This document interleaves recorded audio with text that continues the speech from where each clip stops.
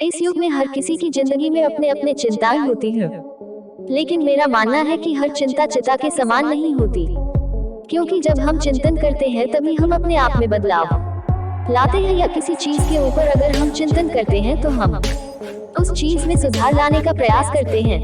और चिंता करना अच्छी बात है, क्योंकि इससे पता चलता है कि हम किसी चीज पर ध्यान रखते हैं या हम किसी चीज की फिक्र करते हैं। लेकिन चिंता चिता के समान तब बन जाती है जब हम किसी चीज को अत्यधिक सोचने लग जाते हैं और अपने ही विचारों में उलझ कर रह जाते हैं और किसी निष्कर्ष पर नहीं आ पाते, और इससे हम धीरे धीरे विषाद की तरफ बढ़ने लग जाते हैं और आगे जाकर यही चिंता एक विशाल व गंभीर समस्या के रूप में हमारे सामने आती है। और हम सब जानते हैं कई लोग इस चिंता के कारण ही आत्महत्या कर बैठते हैं। दुख निवारण का उपाय है। बुद्ध का कहना है कि हर दुख को दूर करने का उपाय मौजूद होता है, निवारण के उपाय भी मौजूद है। दुख को दूर करने के लिए इंसान को भगवान बुद्ध के बताए गए सन्मार्ग यानी इष्टदिक मार्ग को जानना चाहिए, जिससे कभी दुख महसूस नहीं होगा। दुख का कारण है। महात्मा बुद्ध ने अपनी दूसरी सीख में दुख के कारण का जिक्र किया है। बुद्ध का कहना है कि हर दुख की वजह तृष्णा यानी तेज इच्छा है, इसलिए किसी भी चीज के लिए तृष्णा नहीं रखना चाहिए। यानी कहा जा सकता है कि किसी चीज या इंसान से उम्मीद नहीं रखनी चाहिए। दुख का निवारण है। महात्मा बुद्ध ने तीसरी सीख में बताया है कि किसी भी तरह का दुख हो उसको दूर किया जा सकता है। उनका कहना है कि हर इंसान को ये समझना चाहिए कि कोई भी दुख हमेशा नहीं रहता है, उसको खत्म किया जा सकता है। आज हर इंसान किसी न किसी बात को लेकर परेशान है, या कहा जा सकता है कि दुखी है। भगवान बुद्ध का कहना है कि दुखी होने से परेशानियां खत्म नहीं होती हैं। हर इंसान को दुख से छुटकारा पाने के लिए उससे जुड़ी बातों पर विचार करना चाहिए। इसके लिए भगवान बुद्ध की सीख से मदद मिलती है।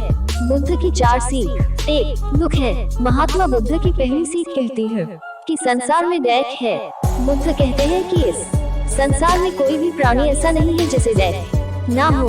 उनके मुताबिक दुख को एक सामान्य स्थिति समझना चाहिए, इसे खुद पर हावी नहीं होने देना चाहिए। इसलिए हर इंसान को दुखी होने पर चिंतित और परेशान नहीं होना चाहिए। इसके उलट खुद को खुश रखने की कोशिश करनी चाहिए। भगवान बुद्ध द्वारा दी गई सीख आज भी प्रासंगिक है। गौतम बुद्ध ने सारनाथ में दिए अपने पहले उपदेश में भी दुख के बारे में बात की है। बुद्ध ने कहा है, दुख के बारे में अच्छे से जान लेने के बाद ही सुख मिलता है। उन्होंने बताया कि हर इंसान कभी न कभी दुखी होता ही है। हर इंसान को ये जान लेना चाहिए कि दुख का कारण क्या है, क्यों दुख आता है। हर तरह के दुख से छुटकारा पाया जा सकता है और दुख को खत्म करने के क्या उपाय हैं। इन बातों को जो इंसान समझ लेता है वो किसी भी हालात में परेशान नहीं होता है। दुख का कारण है। महात्मा बुद्ध ने अपनी दूसरी सीख में दुख के कारण का जिक्र किया है। बुद्ध का कहना है कि हर दुख की वजह तृष्णा यानी तेज इच्छा है, इसलिए किसी भी चीज के लिए तृष्णा नहीं रखना चाहिए। यानी कहा जा सकता है कि किसी चीज या इंसान से उम्मीद नहीं रखनी चाहिए।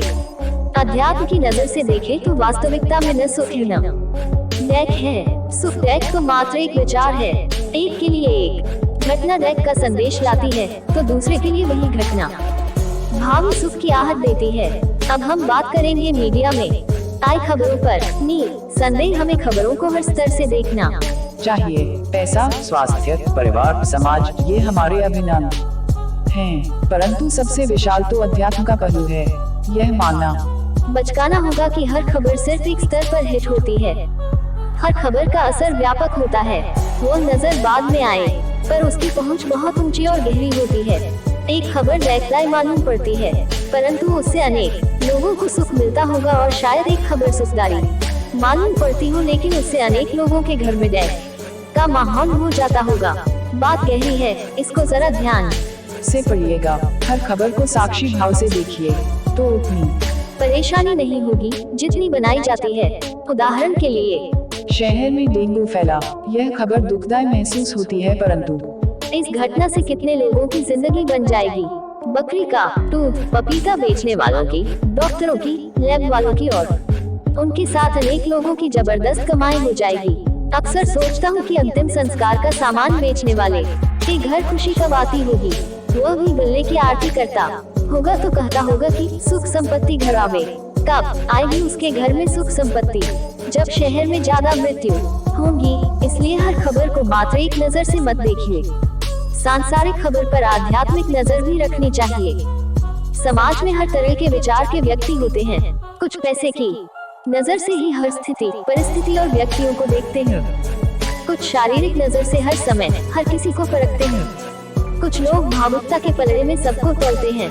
बुद्धि से विचार करने वाले तो कम ही होते हैं और सबसे कम होते हैं।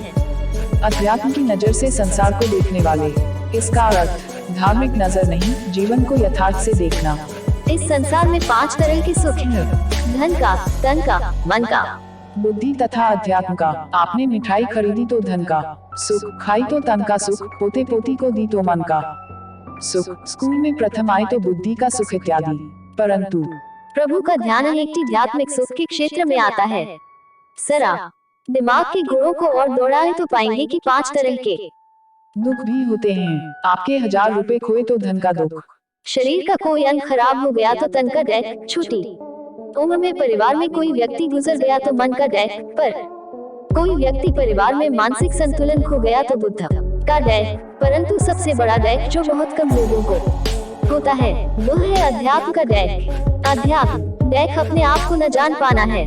आम आदमी आध्यात्मिक नजर से जीवन देखता नहीं तो उसे इस डैक का पता भी नहीं है। अध्यात्म की नजर से देखे तो वास्तविकता में न सुख है न डैक है। सुख डैक तो मात्र एक विचार है। एक के लिए एक घटना डैक का संदेश लाती है तो दूसरे के लिए वही घटना भावी सुख की आहट देती है।